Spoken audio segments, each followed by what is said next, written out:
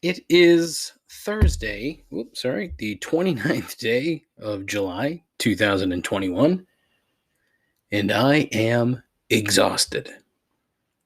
I'm not sleeping well, I'm not eating well, not doing much of anything else well, to be fair. This week has been a real drag, and I'm not really sure why. So, here we go with another less than ideal / entertaining edition of the program where I hope to not have you fall asleep too quickly. All of that and more on episode number 84. I'm out of jersey numbers for this one. Mark Tenorti, who he wore 84 for the Bruins last season, defenseman that they picked up off the scrap heap. Well, he's signed with the Rangers today, 2 years, $900K, so he's out. Seeing as I'm going to talk about the Olympics later, there's this from July 29th, 1984. The Olympics in LA. Peter Vidmar scored a 10 on the pommel horse, while teammate Mitch Gaylord got a 10 on the parallel bars. Those are the first perfect scores in U.S. Olympic history. How about that, huh? Wow, exciting. Seems Mitch Gaylord became a bit of a minor actor, if you will, after the games, and was at one point a stunt double in Batman Forever in the original Mortal Kombat. Huh? Yeah. Off to a great fucking start with this shit show, aren't we? Yeah. That's all right here, right now, on Complaints and Observations. Still, the most less than average podcast on the internet. With a host who's the smartest person in the room when he's the only one there. A continuing odyssey into mediocrity. Guaranteed to make you question your life choices and your own sanity. This is Complaints and Observations with Dave LaPointe.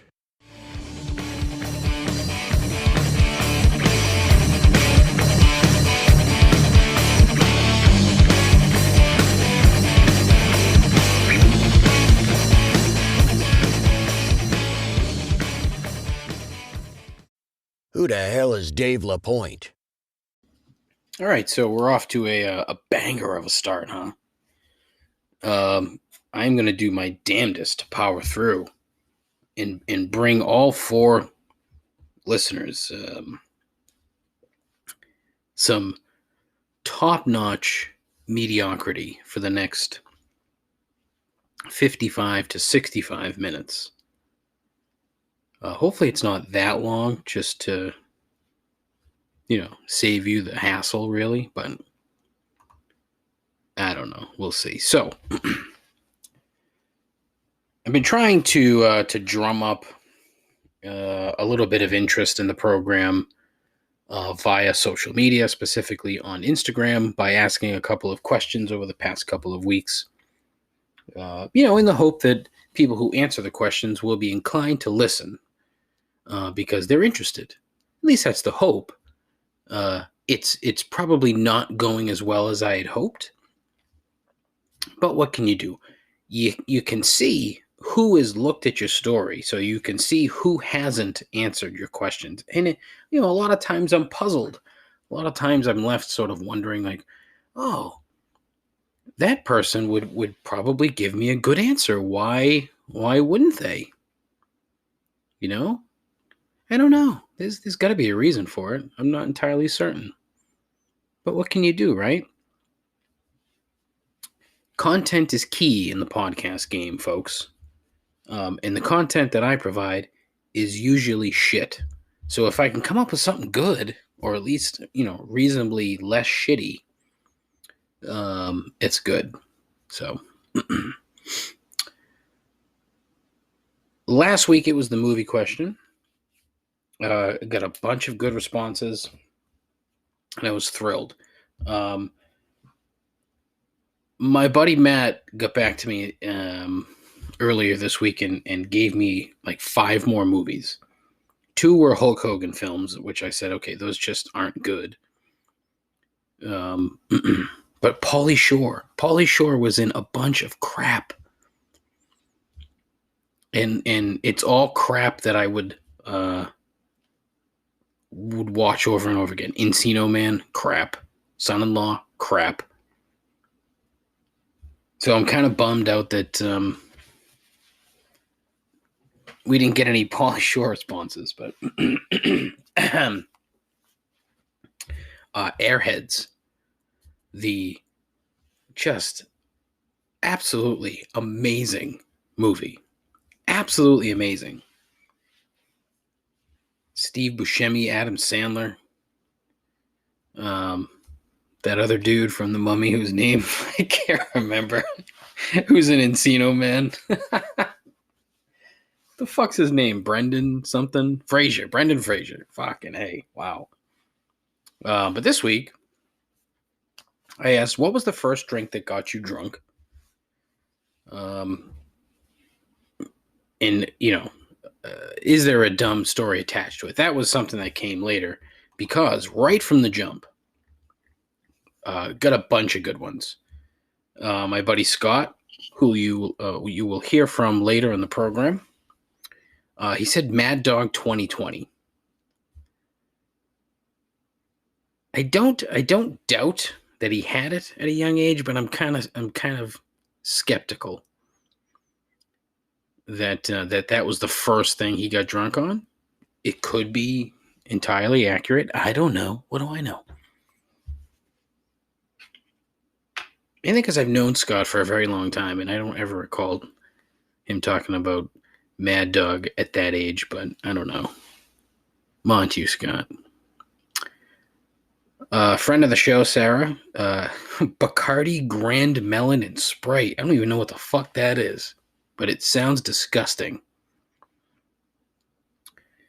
Associate producer Dave, who I demoted to production assistant Dave after he shit on Ted Lasso on Twitter. So, PA Dave. I have a feeling that Dave doesn't listen to the show anymore because I haven't heard from Dave ever since he was on the show. Haven't heard from Dave. So I'm wondering if, then again, I think he's been on vacation for like a month. So that might have something to do with it too. He said puckers, which is also disgusting. Puckers, gross. But I got a bunch of good ones.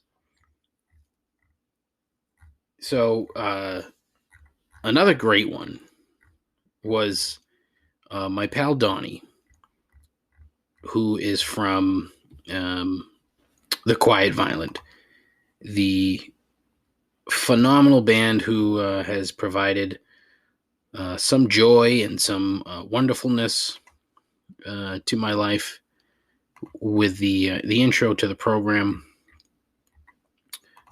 Donnie came correct right from the jump. Okay, so he says the first drink that he had, Captain and Diet Coke before OAR at Great Woods. Didn't know there was booze. That's the kind of story that I'm looking for. Okay, but it's so good. He sent me a message on Instagram, which just kind of brought the whole thing home. And he's like, thought the manufacturer made the Diet Coke regular Coke because of the sweetness. Then I started feeling a little bounce in my step, walking into the show and realized I was drunk. This is what killed me. Summer after freshman year of high school, believe that was 2007. Egads. First and foremost, I'm fairly certain I was at that OAR show. And freshman year of high school in 2007. Whoa. I didn't realize Donnie was that young. He's a very mature young man. But yeah, that's pretty funny. Captain and Diet Coke. Got a couple of Captain and Coke responses. my pal Corey from the There You Go pod, Captain and Coke. Um, my friend Will, Parrot Bay, and or Goldschlager. Goldschlager was a popular answer. I got a few of those. I got a couple of Bud Lights. My wife chimed in with Purple Passion. Another thing, I have no fucking earthly idea what Purple Passion is.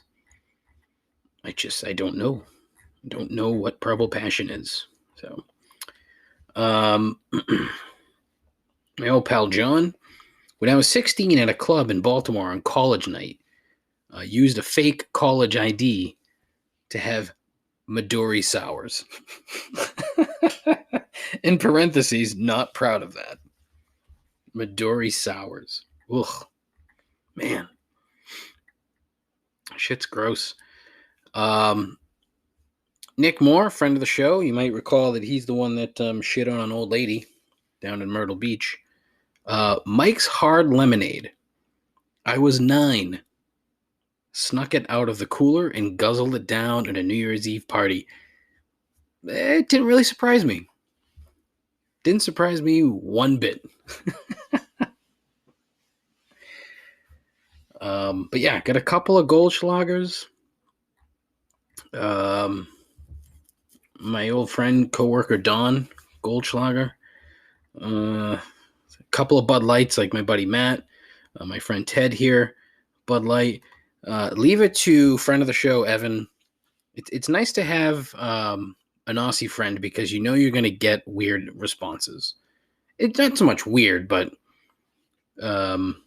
not American responses. So his was Bundaberg rum, which is an Australian rum. I didn't even know Australian rum was a thing. Had no clue. But yeah, it was good. I enjoyed that. It was interesting. It was good. My first drink that got me drunk was Red Dog beer. Remember Red Dog?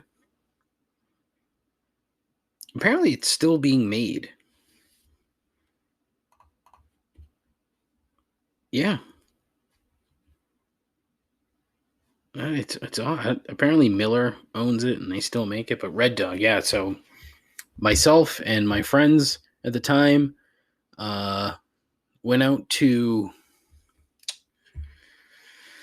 what was the name of that fucking pond?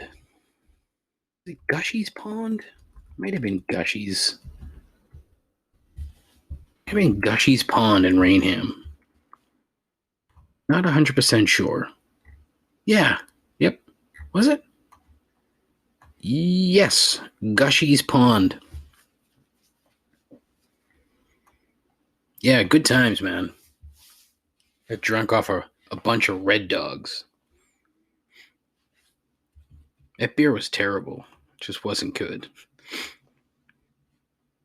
And then the logo was like, you know, a red dog.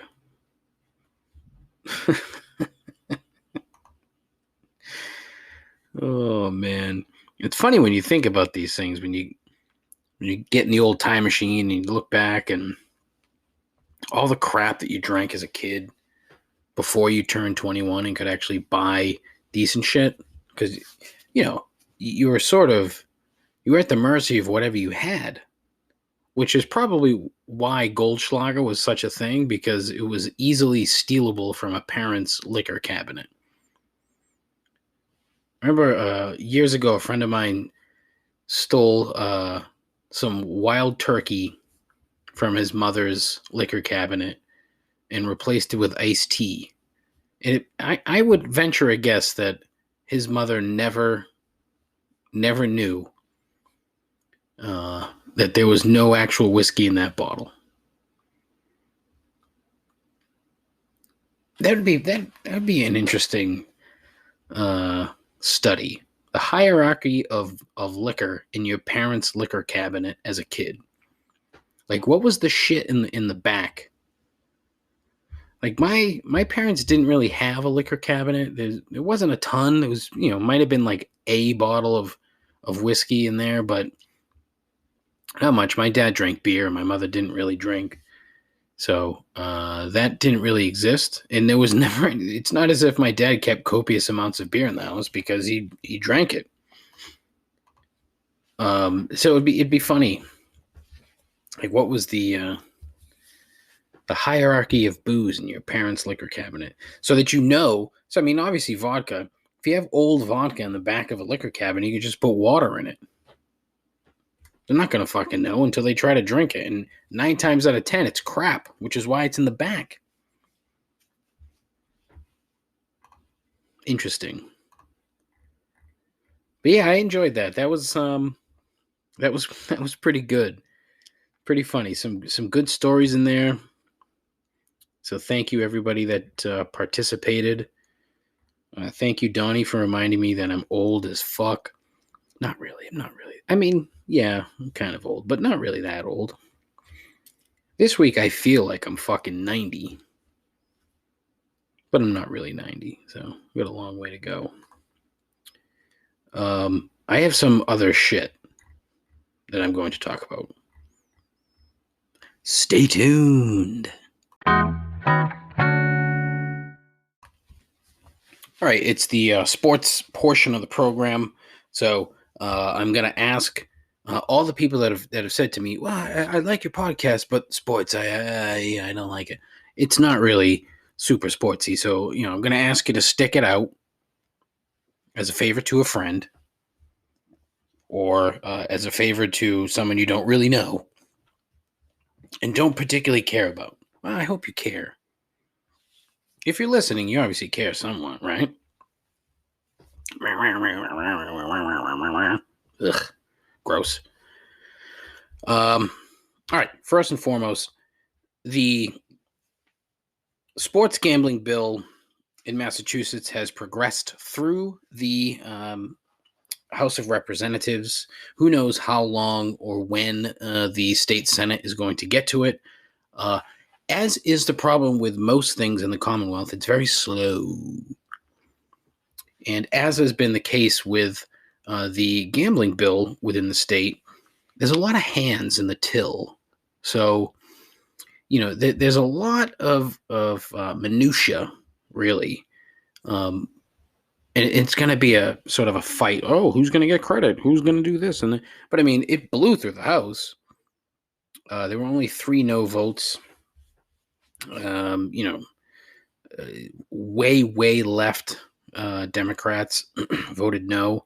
Everybody else voted yes, rightfully so. Like, you got fucking weed, you got booze, you need the gambling. Okay.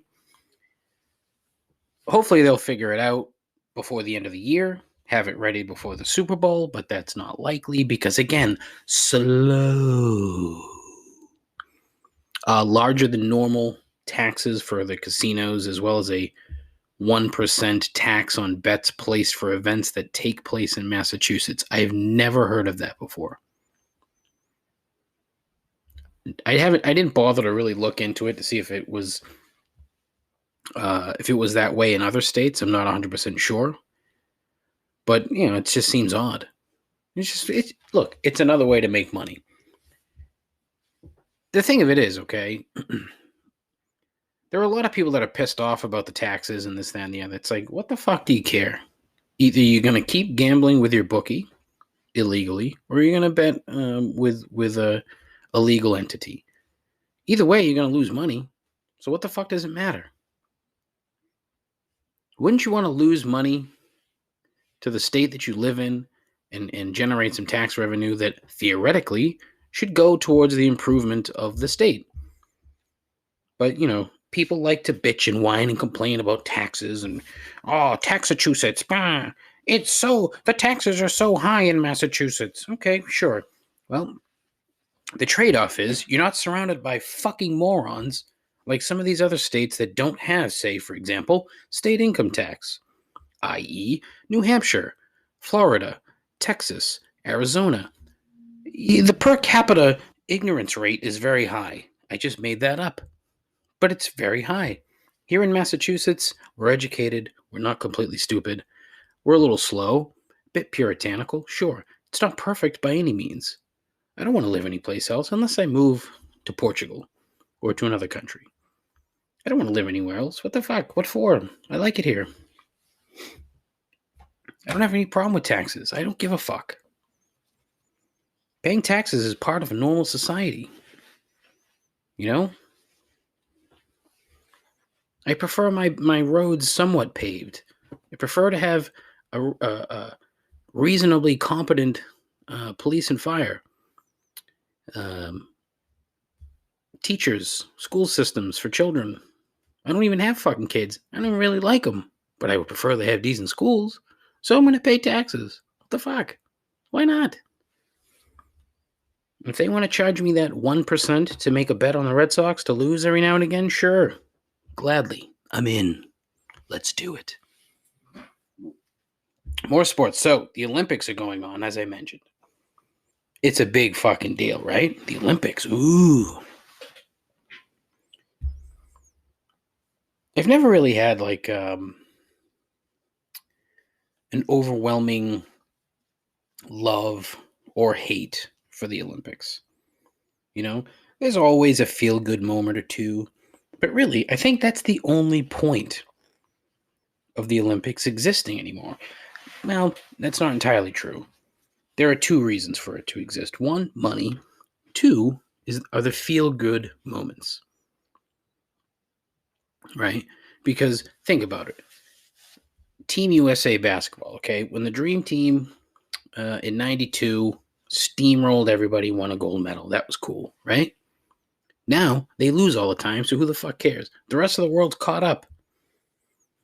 It just happens. It's fine, nothing wrong with it. But the feel-good moments, and there's been a handful thus far. The Brazilian surfer, who apparently, this story was really fucked up. Not fucked up, it was kind of weird. The Brazilian surfer who allegedly grew up so poor that when he learned to surf, it wasn't on a surfboard, but on a styrofoam cooler cover. Yeah, okay, that'd be interesting. I'd like to see him do that now. But whatever, nice story. The 17-year-old girl is a swimmer from Alaska. Nice story. The 18-year-old swimmer from Tunisia. Nice story. The Syrian swimmer who apparently, this girl swam like a boat full of people to shore. I didn't get like the deep, background to this thing. But she basically had like a rope tied around her, swam to shore. It was like 23 people on a boat. The boat apparently was sinking. How the fuck? I mean, she's got to be the strongest person in the world. But whatever, that was the story that was out there. And then she walked from wherever she landed to Germany, which was apparently across a couple of different countries to get to Germany. And she walked there. I hope I never have to fucking endure such things just to get to like a somewhat decent place. I'm sure Germany's wonderful. The Filipino weightlifter. They haven't had a gold medal in 97 years. The female Filipino weightlifter. Imagine the fucking party. Whew. Imagine the food. Oh, man. If you've never had Filipino food, you're missing out. It is fucking good. Whew. But anyway, the Olympics have always been very popular here. Mainly because I think hayseeds can learn about the rest of the planet in a very pleasing, non-threatening manner. At least that's my theory. It could be way off. Way, way off. And I probably am, but whatever. The money side of it, though, is just, it's very, it's kind of gross. Like the International Olympic Committee, kind of gross. The bidding process to host it is kind of gross, and really does nothing for the host cities. I mean, especially this year, the Japanese. Boy, you want to talk about getting fucking porked sideways. Apparently, they couldn't get out of it without paying like a big penalty or a big fee. to the IOC. Meanwhile, they're not generating any kind of revenue, that they had previously counted on 8 years ago when they were awarded these games. But they're fucked, huh? You would think like the TV partners would throw them a bone occasionally and talk about, hey, when things are better here and you can travel, come to Japan. It's a beautiful place. Yeah, something. And look, I haven't sat and watched hours and hours of coverage, so they may have said that, but you would hope that they would throw them a bone, because look, they're getting fucked. But yeah, it's interesting. The other thing that bothered me with the Olympics was the Russian Olympic Committee. So basically, Russia was put on double secret probation for cheating, which is what the Russians do. So their punishment is stupid. I think that's the best way to put it. All the Russian athletes can still compete. They're all on a team that's still called Russian Olympic Committee.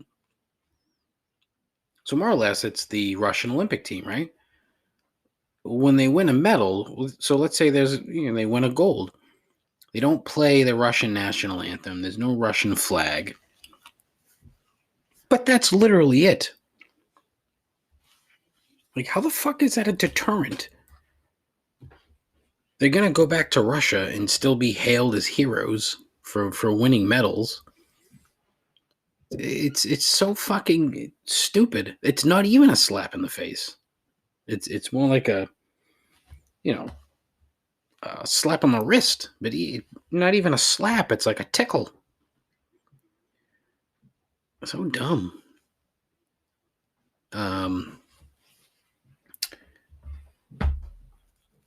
So I found that stupid, and it took a while for me to figure out what ROC meant. But, it is what it is.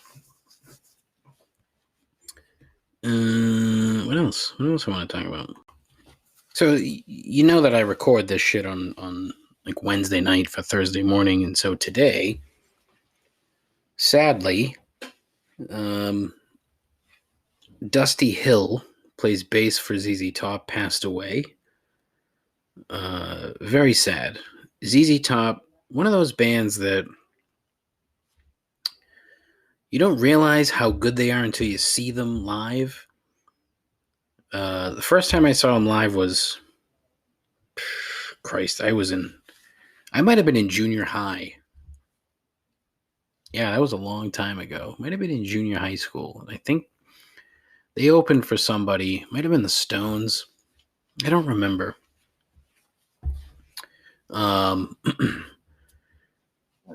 But it was like, wow, they're just so tight. They were like absolutely perfect. The last time I saw them, it's a few years ago at the Cape Cod Melody Tent. They played like 14 songs in an hour and a half, wrapped it up, done for the night. Just efficient and perfect. Note perfect, really. And it was great. So it was kind of a bummer to see that Dusty Hill passed away. My guess is he's been sick for a while because the band's back on tour. They played a show like the other night. Their replacement bass player is a gentleman by the name of Elwood Francis. Great name. That was kind of a bummer, though, and it's another one of these things. As you get older, you're going to see a lot more people die. Obviously, David, you fucking idiot. But he's young guy. He was only 72. Long way to go. He was still rocking for he's out there. But for the uninitiated, he was one of the two guys with a beard, the bass player, not Billy Gibbons, the lead singer slash lead guitarist, or Frank Beard, who does not have a beard, plays the drums. So, rest in peace, Dusty Hill. More music. I wanted to talk about this last week and I didn't get to it, but Metallica is releasing like an anniversary package for the Black Album. October 1st. A lot of ums today, huh? That's what happens when you're tired. You just say and like a fucking idiot. Ugh, God. October 1st. So I'm looking forward to this. A bunch of covers by a very wide, diverse range of artists. So the first one I heard was Jason Isbell and the 400 unit. Excellent cover of Sad But True. Very different, which is what you want. You want it to be different, but you don't want it to be unrecognizable. That's the key features of a cover song. You know, you want to own it, but you don't want to change it completely that it's unrecognizable. And then Volbeat did a cover of fuck. See, this is what happens, you know. This is what happens when you can't remember anything when you get old. Don't Tread on Me. Theirs was much closer to the original, but it was good. The problem is that the lead singer of Volbeat, Michael Poulsen, on a good day sounds just like James Hetfield anyway. So I think he tried very hard to not just do a note-for-note sing-along version. I was hoping for a much longer solo. The guitarist of Volbeat, Rob Caggiano, former Anthrax guitarist, very, very good. It's a short snippet of a solo. And again, I was hoping for something a little bit longer, but to no avail. The song that I think is going to get the most, I don't want to say the most play, but the most chit chat, the most talking, is going to be the cover of Nothing Else Matters. For whatever reason, there's, let's see, 1, 2, 3, 4, 5, 6, 7, 8, 9, 10, 11, 12 versions of Nothing Else Matters on this thing. What the fuck? What are we doing? Yet only one of Wolf and Man, which is, you know, arguably the best song on that album. Only 2 versions of The God That Failed. Yeah, it's just sad. There's a you know, Through the Never, only 2 versions. The problem is that Nothing Else Matters lends itself to a number of different genres and styles of music. So My Morning Jacket does one, Darius Rucker does one, Chris Stapleton does one, and the big one is Miley Cyrus featuring Andrew Watt, who is he's the guitarist for Ozzy now, apparently. I guess that's been that way for about 10 minutes. But so Miley Cyrus, Andrew Watt, somehow Elton John is on there, but no clue. I didn't hear anything. Robert Trujillo, who is the bass player for Metallica, and Chad Smith, who's the drummer for the Chili Peppers, and on bass, Yo-Yo Ma. It's excellent. Not bass, the cello, sorry. It's really good, except for Miley Cyrus's fucking vibrato. Like, cool it. It just sounds forced enough. She has a great singing voice. It's just that it's a little much. Yeah, enough. We get it. But it's very good. I enjoyed that. I'm very curious to hear how the rest of the album is going to be. All these covers. My guess is that they'll be putting out some of the bigger names as videos attached to them. There's a weird sort of overarching theme to the whole thing where a lot of movement, a lot of traveling. So I wonder if it's sort of a foreshadow to a tour of some kind, which I would imagine so. I don't know exactly what the general theme is supposed to be, but should be good. So Metallica, tiny little band, right? Yeah, very, but be good to see how that turns out. More music news, all right. And this made me laugh. The Wu-Tang Clan album, Once Upon a Time in Shaolin, which infamous record, which they only pressed one copy, put it in a, I don't know if it was like steel or titanium or nickel or something. It was in some kind of box. They called it a work of art, called the box of work of art. They called the album work of art. And there was only one copy. And that little fuckwad Martin Shkreli bought it. The price I don't think was ever released. If it was, I didn't really look very hard to find it. But thankfully, Shkreli got his due and is in prison. And the Justice Department basically took possession of a lot of his fortune. It was a $7.4 million forfeiture judgment. There was the judgment against him was basically a $7.4 million fine. More fucking rambling, you fat fuck. Jesus Christ. Man, oh man. Anyways, as part of the deal, the Justice Department took possession of Once Upon a Time in Shaolin and then sold it.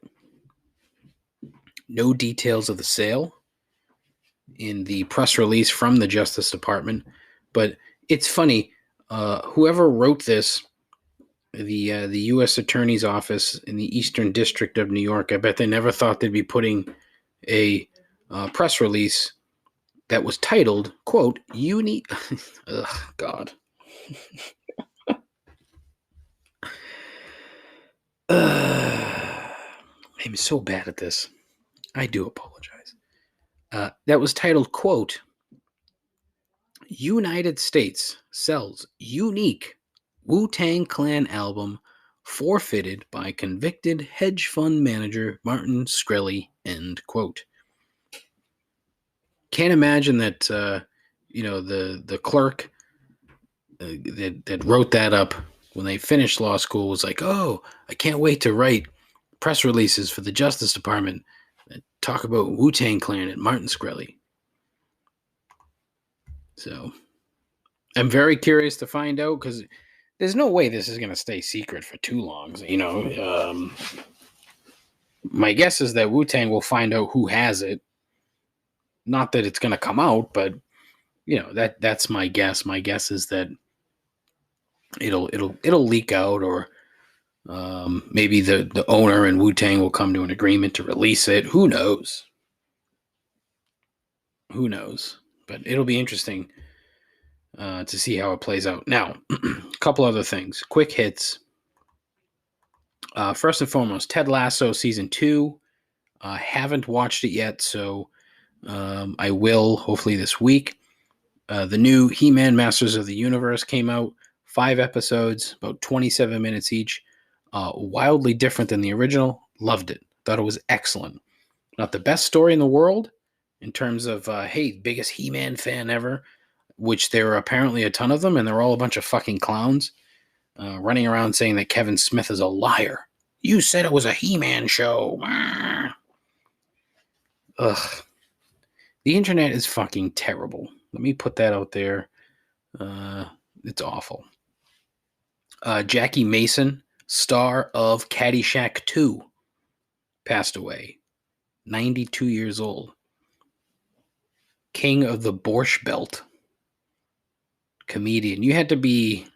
You had to have an odd sense of humor to find Jackie Mason funny. I thought he was interesting and funny, and he was great in fucking Caddyshack. Caddyshack 2, I should say. Rest in peace, Jackie Mason. Still looking for a college athlete to sponsor. Take advantage and make a mockery of this whole thing. So if you know somebody who's like a D3 wrestler or a D2 football player, backup lineman or something, let me know. Love to get in touch with them. Love to see what we can. It's short money.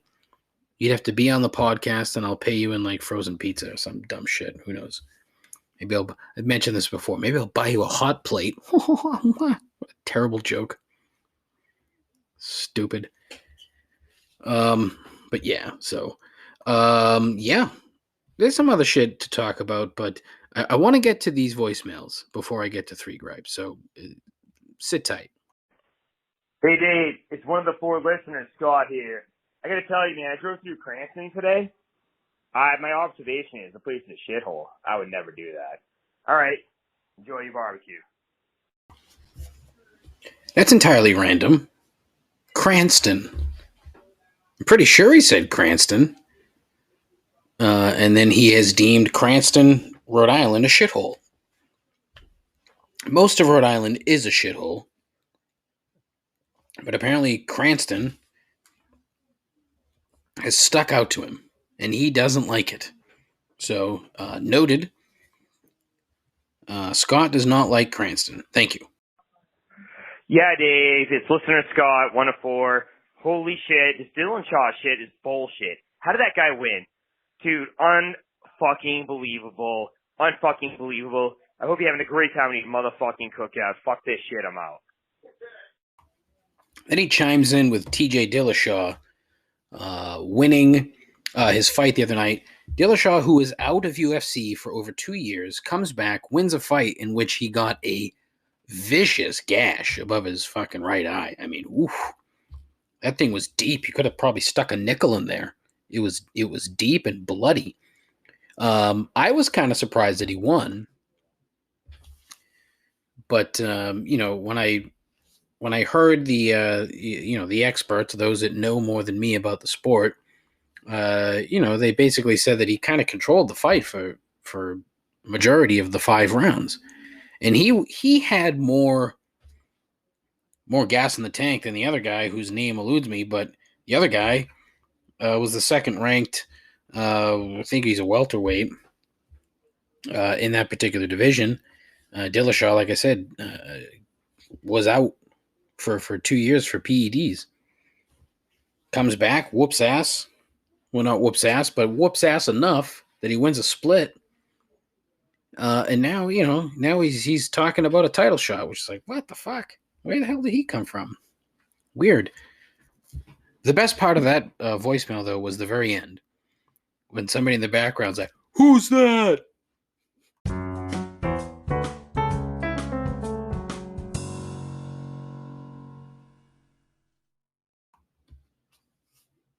All right. As it is Thursday, it is time for 3 gripes. Get ready. This is the big part of the show where, mostly I complain about shit or I observe shit. See what I did there? Terrible. Gripe number 1, braces. Big news in the family. My 15-year-old niece had her braces off, and it got me thinking, have we not progressed enough as a society where dental care does not require high-tech, high-tension steel in your mouth to straighten your teeth?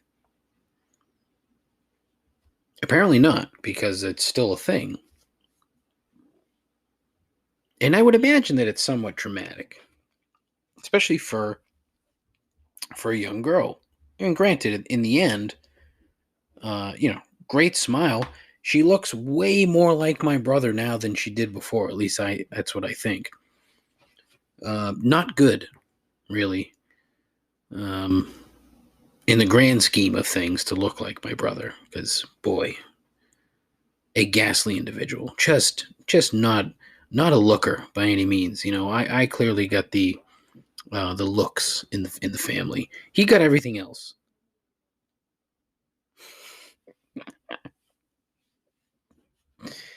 Ugh, that's terrible. Yeah, it's just odd. You know, my brother had braces growing up. I got fucking hosed on that deal. I have ghastly bottom teeth. I mean, just atrocious.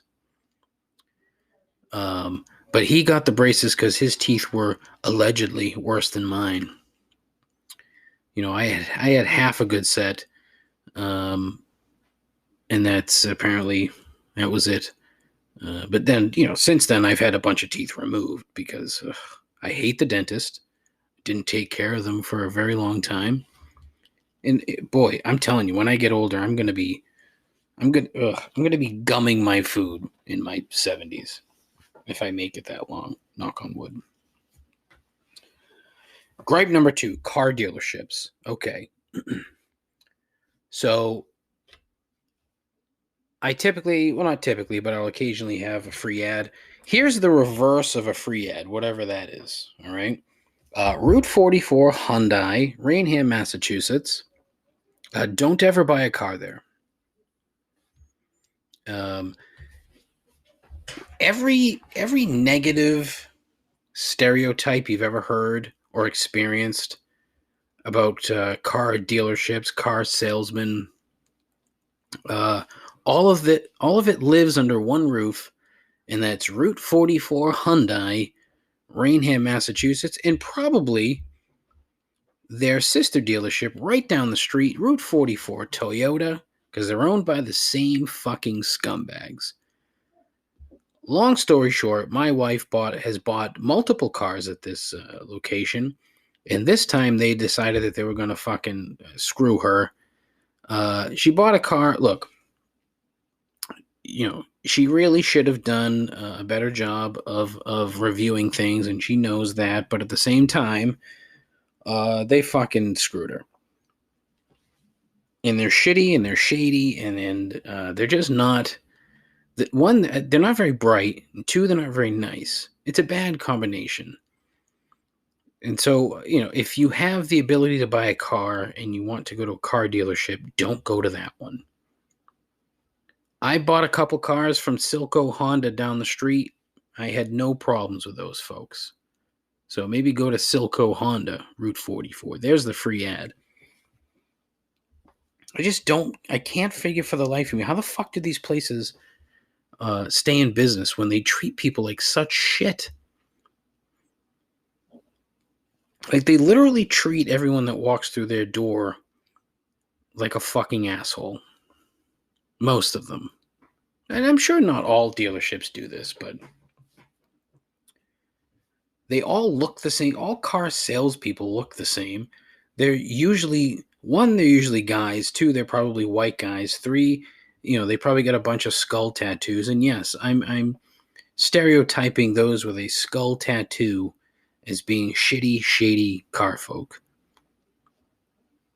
But yeah, I don't know. I've just never had a good feeling from a car salesman. The handful of car salesmen that I've met are dummies, but can talk. Then there's the real bad combination of the ones that aren't dummies and can talk. So, you know, they're very smooth. They know what they're doing. They do it well. It's just, boy, I'm telling you, one of the things that I really hope takes off in the next 5 years is this online car buying shit, so that you don't have to go through that crap. Because, you know, really, the days of having to sit in a fucking dealership and haggle with a finance manager for 6 hours really should be over. That needs to end. Because no one needs to fucking deal with that shit. It's just not something that any self-respecting individual wants to deal with. Unless you love to argue. In which case, all right, fine, have at it. But yeah, car dealerships, honestly, fuck off. 95% of you can fuck off. If you sell cars and you're listening to my show, fuck off. Not really. You don't have to really fuck off, but your job sucks. Find another line of employment. Sell fucking anything else. Fuck off.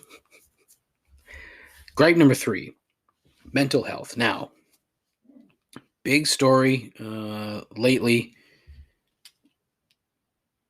is Simone Biles dropping out of the team competition and the individual final.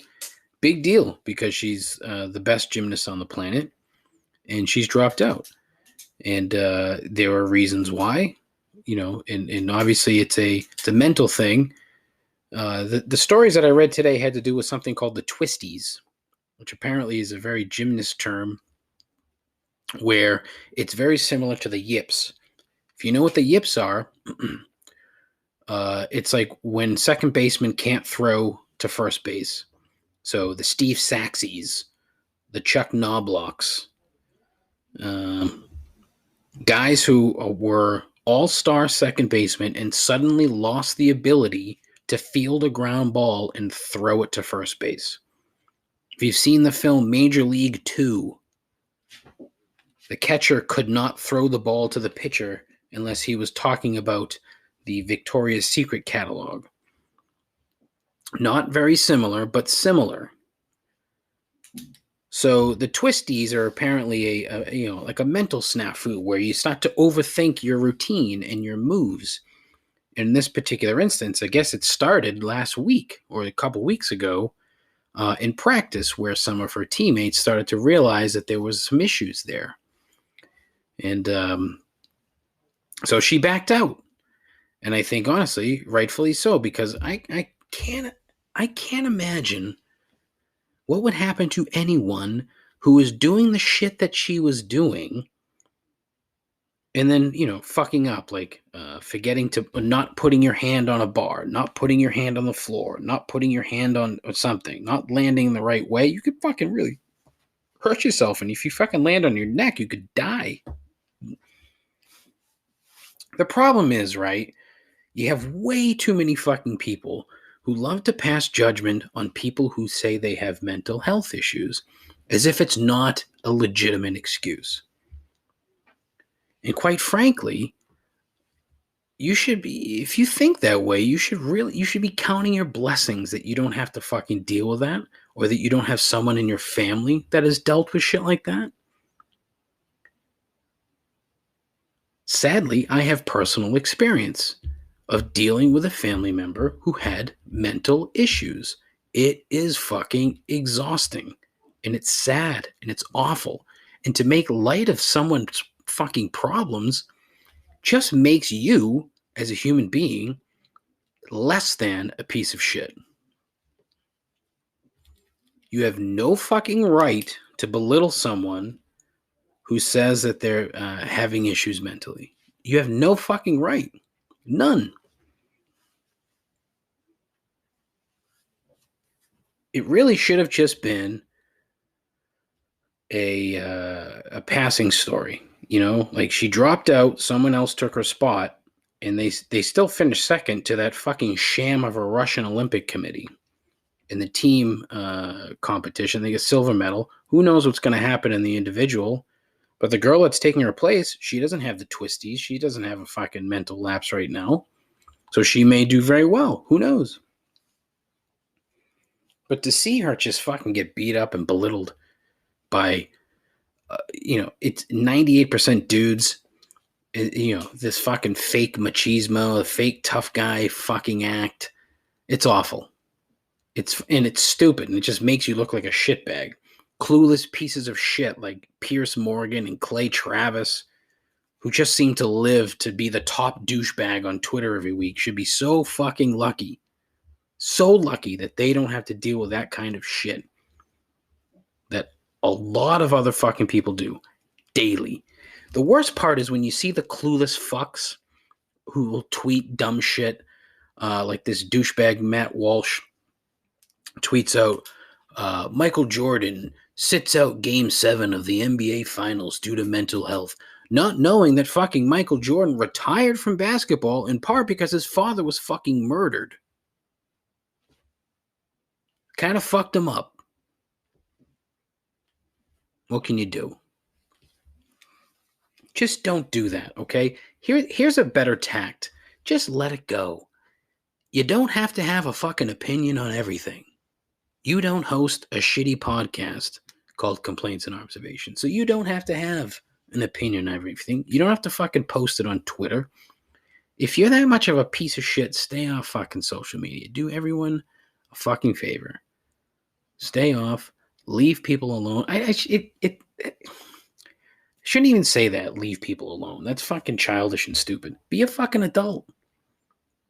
Be an actual human being with a shred of fucking empathy for other people. It's just so funny at the divide between good people and shit people is just growing by the day. The internet is really, in social media, has helped expose that fucking gap. That marinara fucking, it's not marinara, that trench size gap. Anyway, that's it for the program. Thank you for listening. It was a slog, wasn't it? Whew, not good. Not good. I got a bit more energy at the end, which was nice. But yeah, just gassed. I am absolutely gassed, and I don't know why. Next week, I promise to have a guest, the South Shore Bar Pizza guy from Twitter. Not Twitter, Instagram. Looking forward. We're going to talk pizza. It's going to be fucking fun. Who doesn't love pizza, right? Yeah. Supposed to be this week, but, you know, scheduling issues on my end. Well, not really my end, but whatever. So next week, guest on the show. Looking forward to that. Hopefully, I don't fuck up and forget to record. I got to get Nolan Murphy back on the program at some point. Going to get in touch with him, but we'll see. Going to have not an episode hopefully down the road with the start of the Premier League in a few weeks. Like to get my soccer buddies on. I should probably ask them before I start talking about it on the show. But yeah, that's it. Listen, gonna have more on a couple of different things. Hopefully on the blog this tomorrow or this weekend. Complaintsandobservations.com. Check out the blog. I do have a couple of posts up there, recent posts that I enjoyed. Hopefully you'll take a look at them, read them, get a chuckle out of them, and then tell your friends. That's all I ask. Just tell your friends. I do have a merch store. You can find that on the blog post about my merch. You can check it out, complaintsandobservations.com. You can send me an email, showmail@complaintsandobservations.com. I have a Twitter page @ComplaintsPod, an Instagram page @ComplaintsPod. I have a Facebook page, but fuck Facebook. I have a YouTube page that I don't do anything with. You can call the show like Scott did twice, 617-657-4736, 617-65-RIP-'em.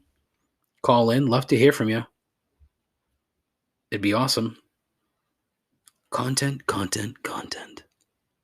it. But honestly, that's it. Thank you as always. I appreciate it. Take care of yourself. Take care of each other. Godspeed. Ta-ta.